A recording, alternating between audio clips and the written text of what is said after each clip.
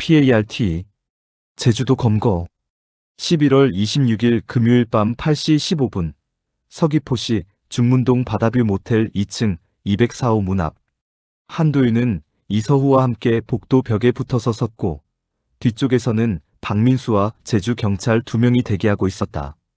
복도는 좁았고 형광등은 깜빡거렸으며 204호 문틈 아래로 희미한 불빛이 새어나오고 있었다. 한도윤은 권총을 뽑아들고 안전장치를 해제했으며 이서우도 같은 자세를 취했다. 두 사람은 눈빛을 교환했고 한도윤이 고개를 끄덕이자 이서우는 마스터키를 문에 조심스럽게 꽂았다. 찰칵 소리가 작게 울렸고 문이 살짝 열렸다. 한도윤은 깊게 숨을 들이마시고 카운트다운을 속으로 세기 시작했다. 셋, 둘, 하나. 그는 문을 발로 세게 차며 소리쳤다. 경찰이다. 꿈쩍 마. 문이 벽에 부딪히며 쾅 소리를 냈고 한도윤과 이서우는 동시에 방 안으로 돌입했다. 방은 작았고 어두웠으며 침대 위에 누군가 앉아 있었다. 한도윤이 벽 스위치를 올리자 형광등이 켜졌고 방 안이 환하게 밝아졌다. 침대 위에는 최민호가 앉아 있었는데 그는 놀란 표정으로 한도윤을 바라보고 있었고 손에는 휴대폰을 들고 있었으며 몸은 얼어붙은 듯 움직이지 않았다. 하지만 최민호의 눈은 순간적으로 창문 쪽을 향했다. 한도윤은 그 시선을 읽었다. 도망치지 마. 한도윤이 외쳤지만 최민호는 이미 침대에서 뛰어내려 창문으로 달려가고 있었다. 이서후가 그를 막으려 했지만 최민호는 이서후를 밀어냈고 이서후는 벽에 부딪혔다. 최민호는 창문을 열고 밖으로 뛰어내리려 했다. 하지만 한도윤이 더 빨랐다.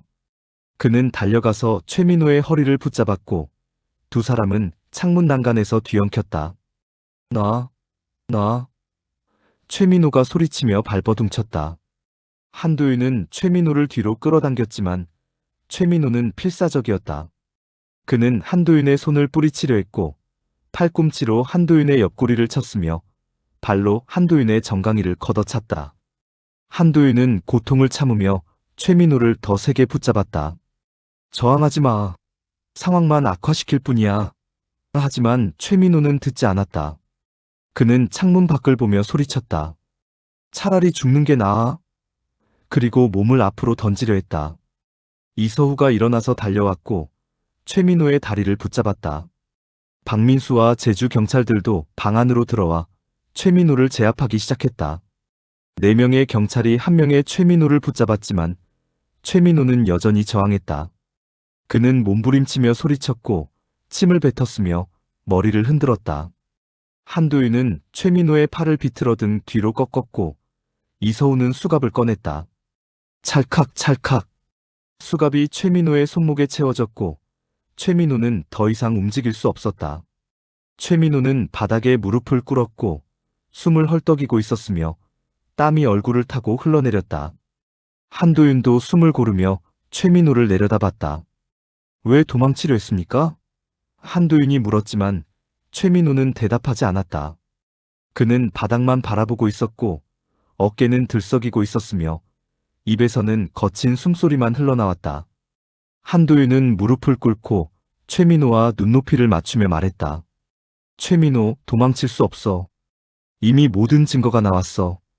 파주 야산에서 발견된 담배꽁초, 당신 DNA야. 9월 동방 명함, 당신 거야. 11월 12일 통화 기록, 당신이 윤태석한테 전화했어. 최민호는 여전히 침묵했다. 한도윤은 계속 말했다. 김미연도 증언했어. 11월 12일 밤 당신이 9월 동방에 나타난 거. 서지연도 증언했어. 당신이 윤태석이랑 싸운 거. 정우성도 증언했어. 당신이 방을 나간 후 윤태석 시신을 발견한 거. 모든 게 드러났어. 이제 당신이 말할 차례야. 최민호는 눈을 감았고 입술을 떨었으며 고개를 천천히 좌우로 흔들었다. 저는 그의 목소리는 떨렸고 말은 끊겼다. 한도윤은 기다렸다. 최민호가 무너지고 있었다.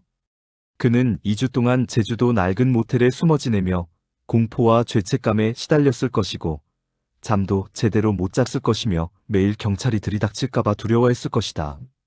그리고 지금 그 공포가 현실이 됐다. 최민호는 천천히 고개를 들어 한도윤을 바라봤다. 그의 눈에는 눈물이 가득했고 얼굴은 창백했으며 입술은 바짝 말라 있었다. 형사님, 최민호가 떨리는 목소리로 말했다. 저는 죽일 생각은 없었어요. 한도윤은 최민호를 바라보며 조용히 말했다.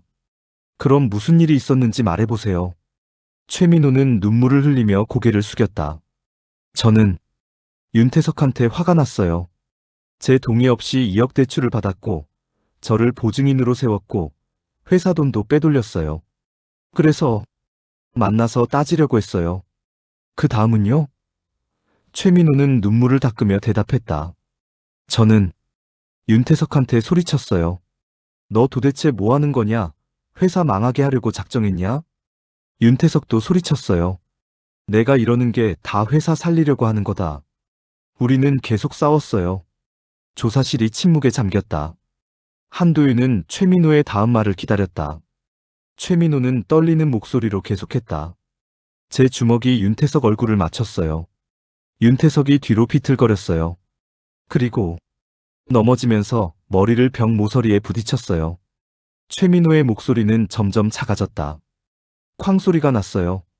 윤태석이 바닥에 쓰러졌어요. 저는 놀라서 다가갔어요. 태석아, 괜찮아? 근데 윤태석은 대답 안 했어요. 그래서요? 한도윤이 조용히 물었다. 머리에서 피가 났어요. 저는 당황해서 윤태석을 흔들었어요. 근데 반응이 없었어요. 윤태석이 죽은 거예요. 최민호는 얼굴을 손으로 감싸고 흐느끼기 시작했다. 저는 죽일 생각이 없었어요.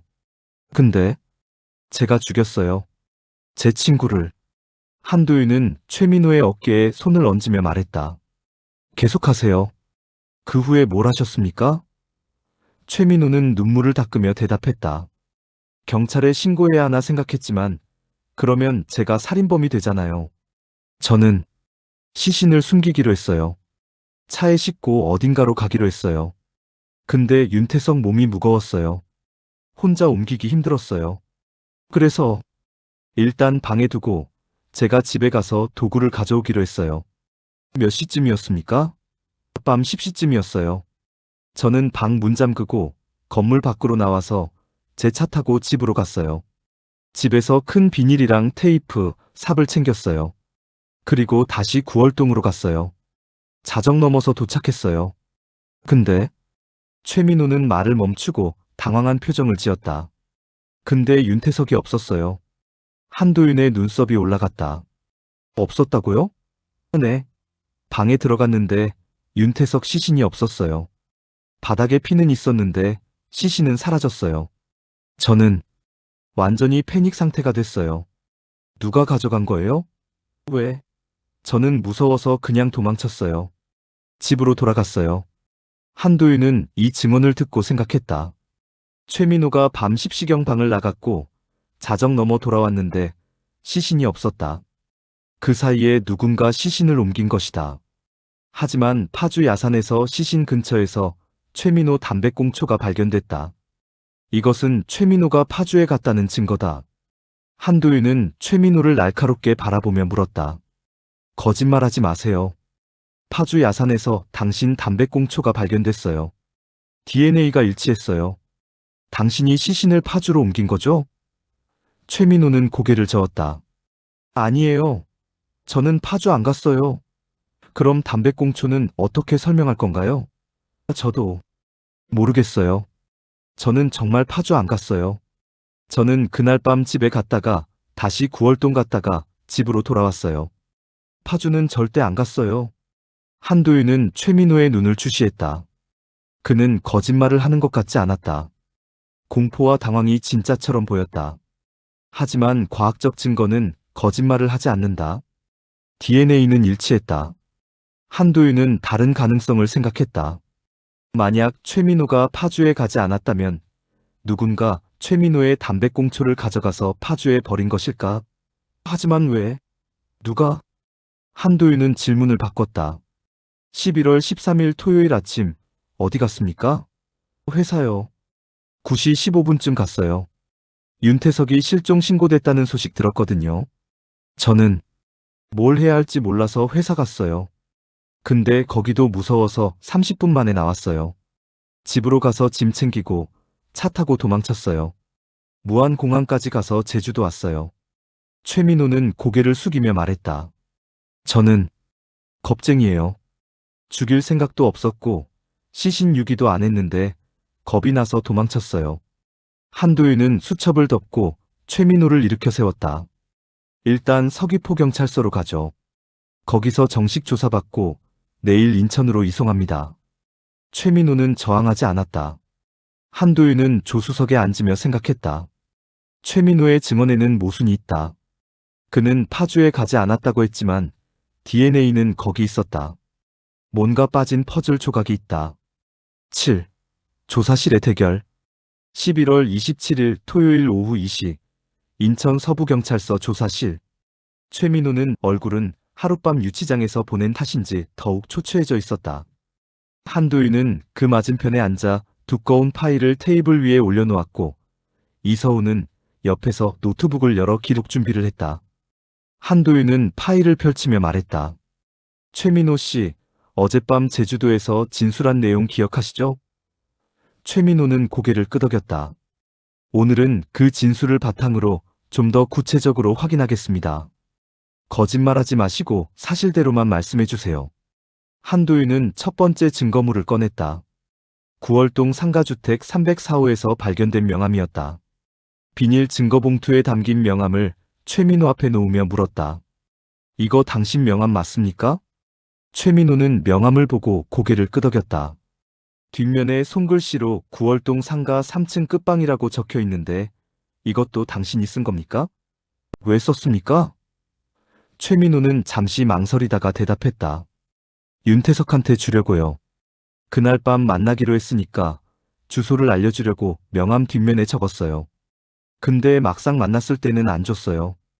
윤태석이 이미 주소 알고 왔으니까. 한도윤은 이 답변을 수첩에 기록하고 다음 증거물을 꺼냈다. 파주 야산에서 발견된 담배꽁초 사진이었다. 이 담배꽁초에서 당신 DNA가 검출됐습니다. 99.97% 일치. 어떻게 설명하시겠습니까? 한도윤이 물었다. 최민호는 사진을 보고 얼굴이 창백해졌다. 저는 파주 안 갔다고 했잖아요. 그럼 이 담배꽁초는 어떻게 거기 있는 겁니까? DNA는 거짓말을 하지 않습니다. 저도 모르겠어요. 정말로 저는 파주 간 적 없어요. 한도윤은 침착하게 다시 물었다. 담배 피우십니까? 네, 피워요. 무슨 담배 피우십니까? 말보로 라이트요. 한도윤은 담배꽁초 사진을 확대해서 보여줬다. 이 담배꽁초도 말보로 라이트입니다. 당신이 피운 거 맞죠? 최민호는 사진을 자세히 보고 고개를 저었다. 비슷해 보이긴 하는데 저는 정말 파주 안 갔어요. 누가 제 담배꽁초를 가져가서 거기 버린 거 아니에요? 한도윤은 눈썹을 올렸다. 누가 왜 그런 짓을 합니까? 당신을 살인범으로 몰아가려고? 최민호는 대답하지 못했다. 그는 그냥 고개를 떨어뜨리고 손으로 얼굴을 문질렀다. 한도윤은 다음 증거물을 꺼냈다. 9월 동방에서 발견된 코트와 우산 사진이었다. 이 코트와 우산에서도 당신 DNA가 검출됐습니다. 11월 19일과 20일 밤 당신이 여장을 하고 윤태석 카드로 1200만 원을 인출했죠? 최민호는 고개를 저었다. 아니에요. 저는 돈 안 찾았어요. 그럼 이 코트와 우산에 당신 DNA가 왜 있습니까? 저는 11월 12일 금요일 밤에 그 방에 있었잖아요. 코트를 벗어서 의자에 걸쳤을 수도 있고 우산을 만졌을 수도 있죠. 그래서 제 DNA가 남았을 거예요. 근데 저는 여장 안 했어요. 한도윤은 CCTV 영상 캡처 사진을 꺼내 최민호에게 보여줬다. 여장한 인물이 ATM에서 돈을 인출하는 모습이었다. 이 사람 당신 아닙니까? 최민호는 사진을 자세히 보고 고개를 저었다. 아니에요. 저 아니에요. 키와 체격이 당신과 비슷한데요? 비슷해 보일 수는 있지만 저 아니에요. 저는 그날 밤 집에 있었어요. 한도윤은 또 다른 CCTV 사진을 보여줬다. 우산을 접으며 손목이 드러난 순간의 캡처였다. 여기 보세요. 손목에 시계 자국이 있습니다. 당신도 시계 자국 있죠? 최민호는 자신의 손목을 봤다. 시계 자국이 있었다. 그는 오랫동안 무거운 시계를 차고 다녔기 때문에 피부에 자국이 남아 있었다. 최민호는 말문이 막혔다. 한도윤은 계속 압박했다. 손등 핏줄도 보세요.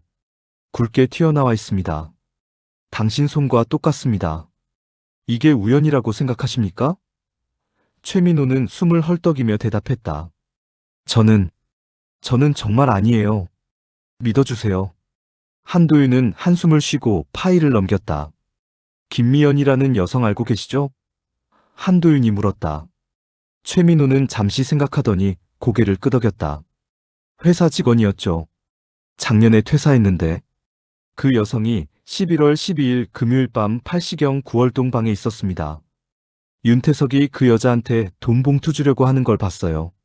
당신이 방에 들어와서 네가 이 여자한테도 돈을 주려고? 회사 돈을 또 빼돌리려고? 라고 소리쳤다고요. 최민호는 고개를 끄덕였다. 맞아요. 저는 화가 났어요. 윤태석이 또 회사 돈을 쓰려고 하는 것 같았거든요. 서지연, 윤태석 부인도 증언했습니다. 당신과 윤태석이 싸우는 소리를 들었다고요. 그리고 당신이 밤 10시경 혼자 건물 밖으로 나가는 걸 봤다고요. 최민호는 숨을 들이켰다. 맞아요. 저는 10시쯤 나갔어요. 윤태석이 죽은 후에. 한도윤은 최민호를 날카롭게 바라보며 물었다. 당신이 윤태석을 죽였죠? 최민호는 눈을 감았다. 그리고 천천히 고개를 끄덕였다. 네. 제가 죽였어요. 근데 고의는 아니었어요. 사고였어요. 한도윤은 최민호의 자백을 기다렸다. 최민호는 눈물을 흘리며 말하기 시작했다. 저는 윤태석한테 주먹을 휘둘렀어요. 근데 윤태석이 넘어지면서 머리를 벽 모서리에 부딪혔어요. 저는 당황해서 일단 방을 나갔어요. 집에 가서 비닐이랑 도구를 가져와서 시신을 숨기려고 했어요.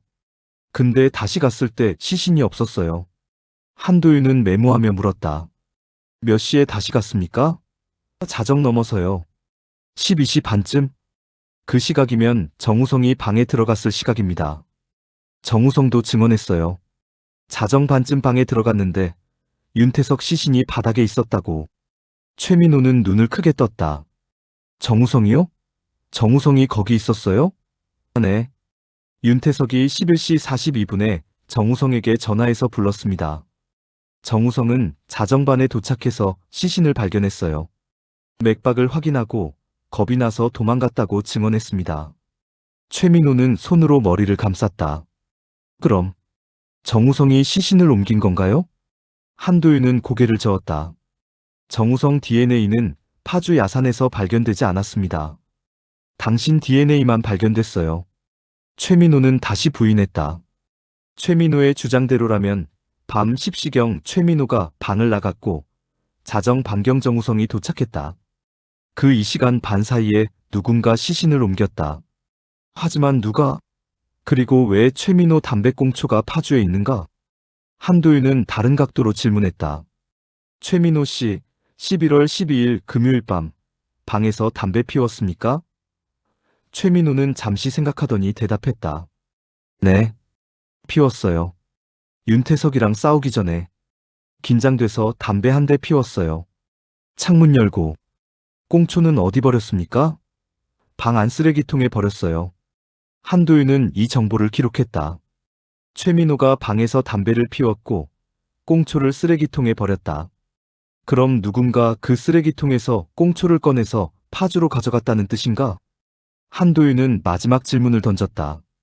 최민호 씨, 윤태석을 죽인 후 누군가에게 도움을 요청했습니까? 시신 처리를 부탁했거나? 최민호는 고개를 저었다. 혼자 처리하려고 했어요. 한도윤은 조사를 마무리하며 말했다. 오늘은 이 정도로 하겠습니다. 내일 추가 조사가 있을 예정입니다. 그리고 한도윤은 최민호를 바라보며 말했다. 부검 결과 재검토 요청했습니다. 정확한 사망 시각과 원인을 다시 확인할 겁니다. 그때까지 유치장에서 대기하세요. 최민호는 고개를 끄덕이고 교도관에게 이끌려 조사실을 나갔다. 최민호가 나간 후 한도윤은 이서우를 돌아보며 말했다. 뭔가 이상해. 뭐가요? 최민호 말에는 일관성이 있어. 그는 파주에 가지 않았다고 계속 주장해. 근데 DNA는 거기 있어. 그리고 정우성도 시신을 옮기지 않았어. 그럼 누가 옮긴 거지? 이서우는 고개를 갸우뚱하며 말했다. 형, 혹시 제3의 인물이 있는 거 아니에요? 한도윤은 화이트보드 앞에 섰다. 그리고 모든 인물들을 적기 시작했다. 그리고 한 줄을 더 추가했다. 미확인 인물 X 시신 이동자 8. 자백 11월 28일 일요일 오전 10시 한도윤은 국과수로부터 긴급 전화를 받았다. 부검 재검토 결과가 나왔다는 것이었다. 한도윤은 즉시 팩스로 보고서를 받았고 이서우와 함께 회의실에서 보고서를 펼쳐 읽기 시작했다. 보고서 첫 페이지에는 윤태성남 49세 부검 재검토 결과 마이너스 긴급이라는 제목이 붙어 있었다. 한도윤은 결론 부분으로 바로 넘어갔다. 재검토 결과 피해자 윤태석의 1차 사망 원인은 두부 타박상에 의한 뇌출혈이 맞으나 사망 시각에 대한 추가 분석을 실시한 결과 다음과 같은 소견을 추가함. 피해자의 위 내용물 분석 결과 사망 약 46시간 전에 섭취한 음식물이 발견됨. 해당 음식물은 편의점 도시락으로 추정되며 소화 정도를 고려할 때 피해자는 11월 13일 토요일 오전 8시에서 10시 사이에 음식을 섭취한 것으로 판단됨. 따라서 사망 시각은 11월 13일 토요일 오후 12시에서 오후 4시 사이로 재조정함. 한도윤은 숨을 들이켰다. 윤태석은 11월 13일 토요일 낮에 죽었다. 11월 12일 금요일 밤이 아니었다. 최민호가 금요일 밤에 윤태석을 때렸지만 윤태석은 그때 죽지 않았다. 집에 돌아갔고 토요일 아침 음식을 먹었고 그리고 토요일 낮 어딘가에서 죽었다. 한도윤은 보고서를 계속 읽었다. 두부 외상 재분석 결과 피해자의 두개골 함몰 부위에서 두 가지 상이한 손상 패턴이 발견됨. 1차 손상 비교적 얕은 타박상, 병 모서리와 같은 고정된 물체에 부딪혀 발생한 것으로 추정. 이 손상만으로는 즉사에 이르지 않았을 것으로 판단. 2차 손상 깊고 광범위한 함몰 골절, 무거운 둔기로 강하게 가격당해 발생한 것으로 추정. 이 손상이 치명적이었으며 즉시 대량 뇌출혈을 일으켜 사망에 이르렀을 것으로 판단됨. 한도윤은 이서우를 돌아봤다. 윤태석은 2번 공격받았어. 한 번은 금요일 밤 최민호한테. 병 모서리에 머리 부딪혔어. 근데 그건 치명적이지 않았어. 윤태석은 살아서 집에 갔어. 이서우가 끼어들었다. 그리고 토요일 낮에 다시 공격받았어요. 이번엔 둔기로. 그게 치명타였고. 한도윤은 고개를 끄덕이고 보고서 마지막 페이지를 읽었다. 결론 피해자는 11월 12일 금요일 밤 1차 공격을 받아 경미한 두부 손상을 입었으나 생존했음. 11월 13일 토요일 낮 2차 공격을 받아 중증 두부 손상을 입고 사망함. 사망 시각 11월 13일 토요일 오후 12시 오후 4시 사이. 사망 원인 둔기에 의한 두개골 함몰 골절 및 급성 뇌출혈. 한도윤은 조사실로 향했다. 최민호를 다시 불러야 했다. 30분 후 최민호는 다시 조사실 의자에 앉아 있었다. 한도윤은 부검 보고서를 테이블 위에 놓으며 말했다. 최민호 씨, 부검 재검토 결과가 나왔습니다. 최민호는 불안한 표정으로 한도윤을 바라봤다. 윤태석은 11월 13일 토요일 낮에 죽었습니다. 금요일 밤이 아니고. 최민호의 눈이 커졌다. 뭐라고요? 당신이 금요일 밤에 때렸을 때 윤태석은 머리를 다쳤지만 죽지 않았습니다. 경미한 두부 손상만 입었어요. 그래서 집에 갈 수 있었던 겁니다. 한도윤은 보고서를 펼쳐 최민호에게 보여줬다. 하지만 토요일 낮 누군가 윤태석을 다시 공격했습니다. 이번엔 둔기로. 그게 치명타였어요. 윤태석은 그때 죽었습니다. 최민호는 보고서를 읽고 손으로 입을 가렸다. 저는 저는 몰랐어요. 윤태석이 살아있었다는 거. 한도윤은 최민호를 날카롭게 바라보며 물었다. 11월 13일 토요일 어디 있었습니까? 최민호는 떨리는 목소리로 대답했다. 회사요. 아침에 회사 갔어요. 9시 15분부터 9시 50분까지. 그리고 집으로 갔어요. 그 후엔요? 집에서 짐 챙기고 10시 반쯤 차 타고 출발했어요. 무안까지 갔어요. 토요일 낮 윤태석을 만났습니까? 아니요. 안 만났어요. 저는 회사 갔다가 바로 집 가서 도망쳤어요. 한도윤은 최민호의 눈을 주시했다.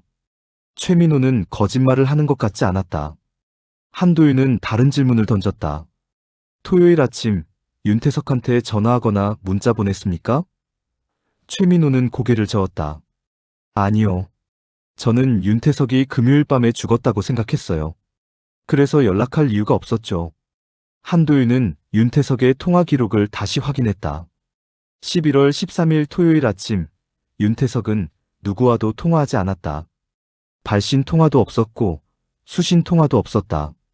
단지 서지연에게 오전 7시 42분에 대전 간다는 문자만 보냈다. 한도윤은 화이트보드 앞에 섰다. 타임라인을 다시 정리하기 시작했다. 한도윤은 최민호에게 다시 물었다. 토요일 아침, 윤태석이 당신한테 올 이유가 있었습니까? 당신을 찾아올 이유? 최민호는 잠시 생각하더니 대답했다. 글쎄요. 금요일 밤에 우리 싸웠으니까 혹시 다시 만나서 얘기하자고 할 수도 있었겠네요. 근데 저한테 연락은 안 왔어요. 한도윤은 고개를 끄덕이고 다른 가능성을 생각했다. 윤태석이 다른 사람을 만나러 갔을 수도 있어. 김미연? 정우성?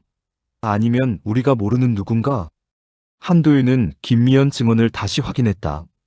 김미연은 금요일 밤 이후 윤태석과 연락하지 않았다고 했다. 정우성도 마찬가지였다. 그럼 누구? 한도윤은 다시 최민호에게 물었다. 윤태석이 최근에 누구랑 자주 만났습니까? 친구, 동료, 거래처 누구라도. 최민호는 고개를 저었다. 잘 모르겠어요. 요즘 몇 달간 저랑 윤태석은 사이가 안 좋아서 자주 안 만났거든요. 윤태석이 누구 만나는지 모릅니다. 한도윤은 최민호를 바라보며 마지막 질문을 던졌다. 최민호 씨, 솔직히 말씀해 주세요. 토요일 낮, 정말 윤태석 안 만났습니까?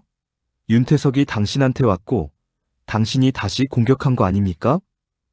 최민호는 눈물을 흘리며 고개를 저었다. 눈에는 진실이 담겨 있는 것 같았다. 한도윤은 조사를 잠시 중단하고 복도로 나왔다. 이서우가 따라 나왔고 두 사람은 복도 창가에 섰다. 한도윤은 창밖을 바라보며 말했다. 최민호 말이 맞는 것 같아. 그럼 토요일 낮에 윤태석을 죽인 건 누구예요? 모르겠어. 우리가 놓친 누군가가 있어. 윤태석은 토요일 아침 7시에 집을 나가서 어딘가로 갔어. 편의점에서 도시락을 샀거나 누군가 도시락을 줬어. 그리고 낮 12시에서 4시 사이 어딘가에서 둔기로 공격받았어. 한도윤은 휴대폰을 꺼내 서지연에게 전화를 걸었다. 서지연이 받았다. 부인, 한도윤 형사입니다. 급하게 여쭤볼 게 있습니다. 11월 13일 토요일 아침, 남편분이 나갈 때 뭐라고 하셨습니까? 서지연은 잠시 생각하더니 대답했다. 아무 말도 안 하셨어요. 그냥 준비하고 나가셨어요. 문자로 대전 간다고만 보냈고요. 혹시 남편분이 누구 만나러 간다는 얘기 안 하셨습니까? 아니요. 아무 말도 없었어요. 한도윤은 전화를 끊고 생각에 잠겼다. 윤태석은 토요일 아침 조용히 집을 나갔다. 대전 간다고 거짓말했다. 실제로는 어딘가 다른 곳으로 갔다. 그곳에서 누군가를 만났다. 그리고 죽었다. 한도윤은 이서우를 돌아보며 말했다. 윤태석 휴대폰 위치 추적 다시 해봐. 토요일 아침 7시 이후 마지막 신호 잡힌 곳. 이서우는 즉시 노트북을 열어 통신사 기록을 확인했다. 형, 마지막 신호는 남동구 논현동에서 잡혔어요. 11시 22분. 논현동. 동진무역 사무실 근처잖아. 한도윤이 말했다. 윤태석은 토요일 아침 회사로 갔어. 최민호도 그날 아침 회사에 갔다고 했고, 두 사람이 회사에서 만났을 가능성이 있어. 하지만 최민호는 9시 50분에 회사를 나갔다고 했다. 윤태석의 마지막 신호는 11시 22분이었다. 시간이 맞지 않았다. 한도윤은 동진무역 직원에게 다시 전화를 걸었다. 11월 13일 토요일, 윤태석 대표님 출입 기록 있습니까? 직원은 컴퓨터를 확인하고 대답했다. 네, 있어요. 오전 10시 35분에 출입하셨네요. 한도윤의 심장이 빠르게 뛰기 시작했다. 퇴실 기록은요? 11시 18분이요. 혼자 오셨습니까? 네, 카드 기록상으로는 윤 대표님만 출입하셨어요. 한도윤은 전화를 끊고 이서우에게 말했다. 윤태석은 토요일 오전 10시 35분에 회사에 갔어. 최민호는 이미 나간 후였어. 윤태석은 40분 정도 회사에 있다가 11시 18분에 나갔어. 그리고 4분 후 휴대폰 꺼졌어. 뭔가 벌어진 거야? 한도윤은 다시 조사실로 들어갔다. 최민호는 여전히 앉아 있었고 고개를 떨어뜨린 채 눈물을 흘리고 있었다. 한도윤은 최민호 앞에 앉으며 말했다. 최민호 씨, 마지막 기회입니다. 토요일 아침 회사 나간 후 정말 바로 집으로 갔습니까? 다시 회사로 돌아가지 않았습니까? 최민호는 고개를 들어 한도윤을 바라봤다. 그의 눈에는 절망이 가득했다. 저는 바로 집으로 갔어요. 회사 다시 안 갔어요. 한도윤은 최민호의 눈을 주시했다. 그리고 결정을 내렸다. 일단 유치장으로 돌아가세요. 추가 증거 확보될 때까지 구금합니다. 최민호는 고개를 끄덕이고 일어났다. 교도관이 그를 데리고 나갔다. 한도윤은 이서우를 돌아보며 말했다. 동진무역 주변 CCTV 확보해. 토요일 오전 10시부터 12시까지. 윤태석이 회사 나간 후 어디로 갔는지 추적하자. 3부. 우산 아래의 진실. 11월 29일 월요일 오후 2시. 인천 서부경찰서 조사실. 윤준혁은 의자에 앉아 있었고 손은 테이블 위에서 떨리고 있었으며 얼굴은 창백했다. 한도윤은 그 맞은편에 앉아 노트북을 열어 CCTV 영상을 재생했다. 마곡동 테크노플러스 건물 앞 윤태석의 차 조수석에 오르는 젊은 남성의 모습이 화면에 나타났다. 한도윤은 영상을 일시 정지시키고 윤준혁을 바라보며 물었다. 이 사람 당신이죠? 윤준혁은 화면을 보고 눈을 감았다. 약 30초 후 윤준혁이 천천히 고개를 끄덕였다. 네, 저예요. 한도윤은 숨을 깊게 들이마셨다. 드디어 진실이 드러나기 시작했다. 11월 13일 토요일, 아버지를 만났죠? 한도윤이 물었다. 윤준혁은 고개를 끄덕였다. 네, 아버지가 전화하셨어요. 토요일 아침 8시쯤. 준혁아, 급한 일이 있다. 마곡동으로 올 수 있겠니? 라고 하셨어요. 저는 갔어요. 왜 마곡동이었습니까? 아버지가 거기서 볼 일이 있다고 했어요. 저한테 꼭 할 얘기가 있으니까 오라고 했어요. 한도윤은 메모하며 다음 질문을 이어갔다. 만나서 무슨 얘기했습니까? 윤준혁은 눈물을 흘리기 시작했다. 아버지가 머리에 붕대를 감고 계셨어요. 저는 놀라서 물어봤어요. 아빠, 어떻게 된 거예요? 아버지는 금요일 밤에 최민호 삼촌이랑 싸웠다고 머리를 다쳤다고 했어요. 병원은 안 가고 집에서 혼자 치료했대요. 엄마한테도 말 안 했다고. 윤준혁은 손으로 얼굴을 감쌌다. 그리고 아버지가 제게 말씀하셨어요. 준혁아, 아빠가 잘못했다. 회사 돈을 잘못 썼고 빚도 많이 졌고 다른 여자도 만났다. 엄마한테 미안하고 너한테도 미안하다. 한도윤은 조용히 물었다. 그래서 어떻게 하셨습니까? 윤준혁은 떨리는 목소리로 대답했다. 저는 화가 났어요. 아빠, 그게 무슨 말이에요? 엄마를 배신한 거예요? 우리 가족을 망가뜨린 거예요? 아버지는 고개를 숙이고 아무 말도 안 하셨어요. 아버지가 차를 몰고 파주 쪽으로 가자고 했어요. 조용한 곳에서 제대로 얘기하자고 했어요. 저는 파주 어디로 갔습니까? 한도윤이 물었다. 야산이요. 아버지가 아는 곳이라고 했어요. 옛날에 등산 다니던 곳이라고. 차를 세우고 임도를 따라 걸어 들어갔어요. 사람이 없는 조용한 곳이었어요. 윤준혁은 눈물을 닦으며 계속했다. 아버지가 저한테 말씀하셨어요. 준혁아, 아빠는 이제 끝이야. 회사도 망했고 빚도 갚을 수 없어. 차라리 죽는 게 나을 것 같아. 보험금이라도 남겨서 너희 엄마랑 너 살게 해줘야지. 한도윤의 눈빛이 날카로워졌다. 그래서요? 저는 아버지를 말렸어요. 아빠, 무슨 소리예요? 죽으면 안 돼요. 근데 아버지는 계속 그런 얘기만 하셨어요.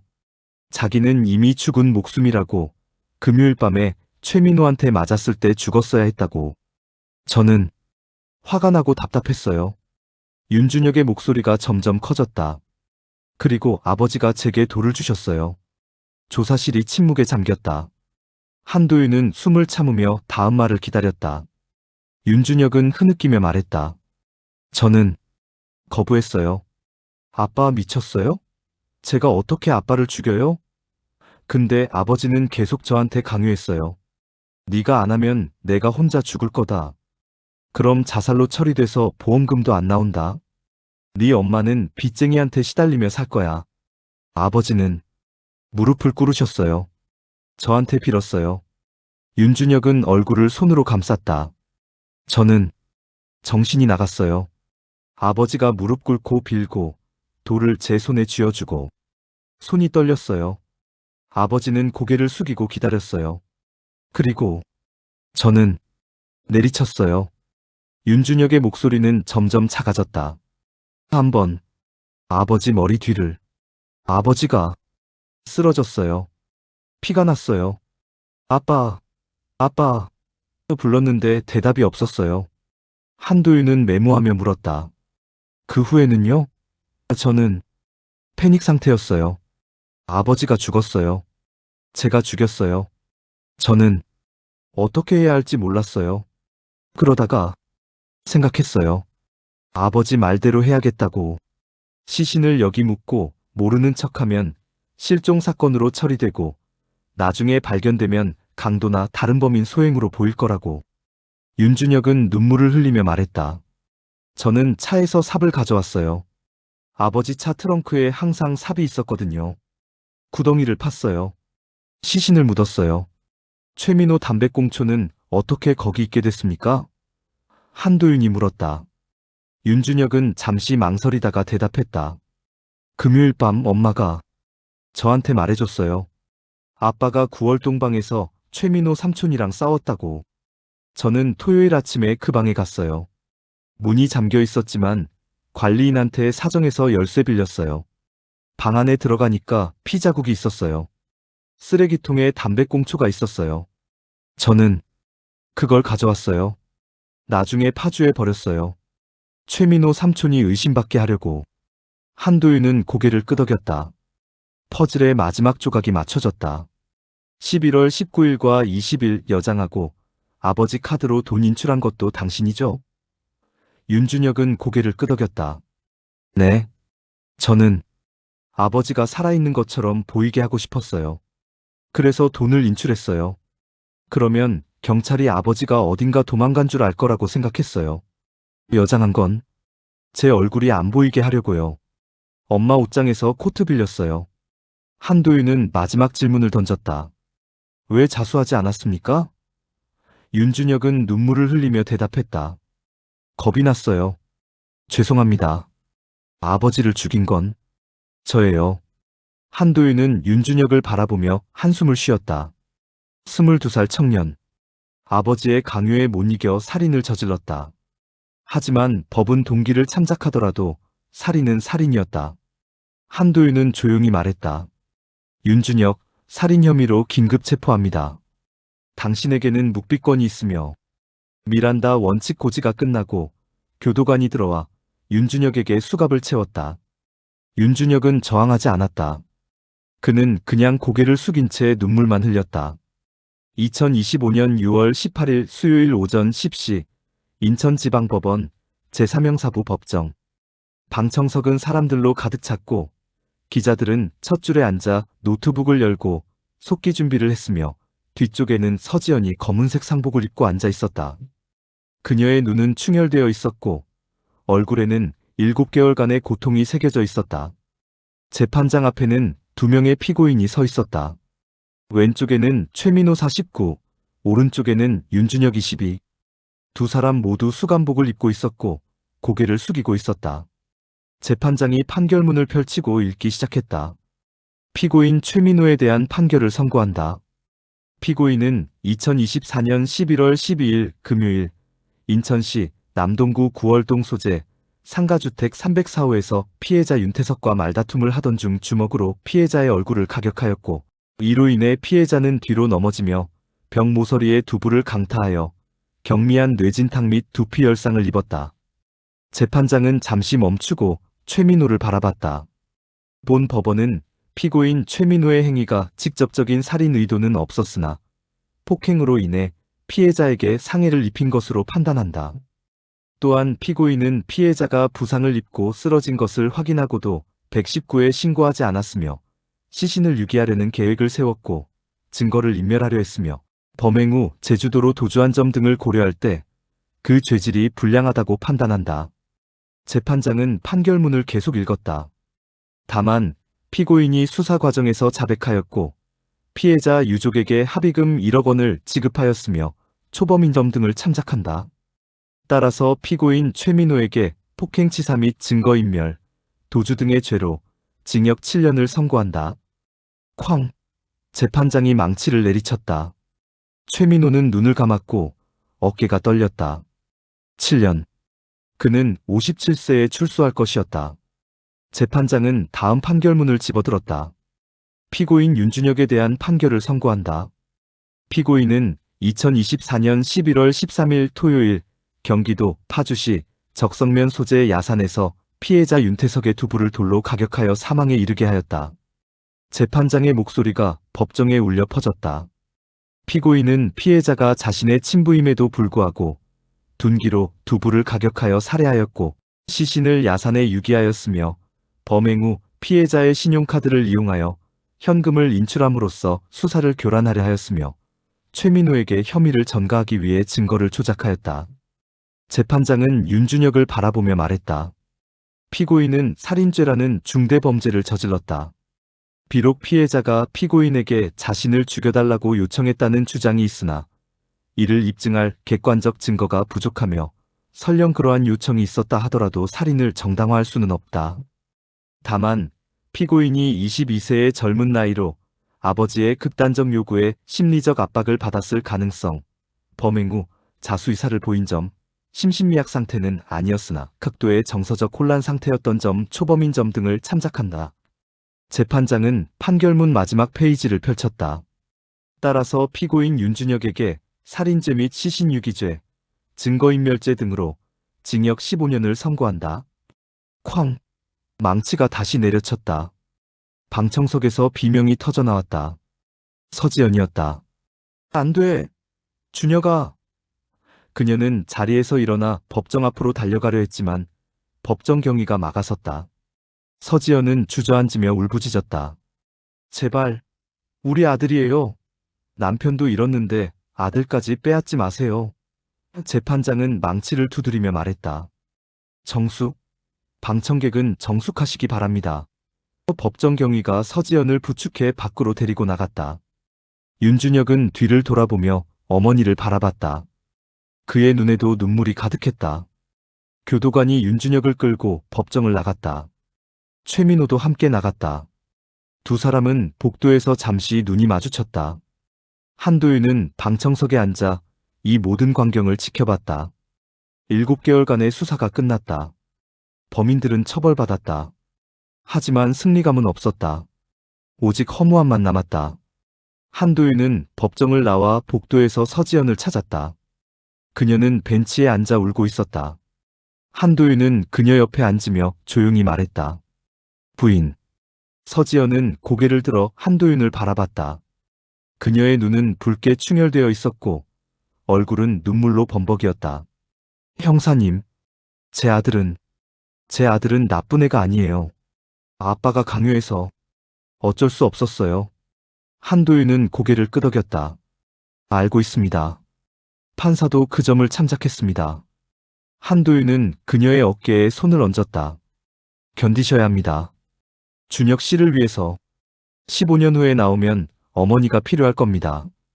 서지연은 손수건으로 눈물을 닦으며 고개를 끄덕였다.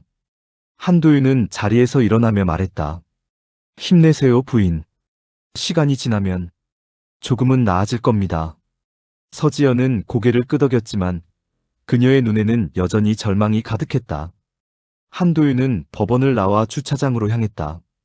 6월의 햇살은 따뜻했지만 그의 마음은 차가웠다. 이것이 정의인가? 범인을 잡고 처벌하고 사건을 종결하는 것? 한도윤은 확신할 수 없었다.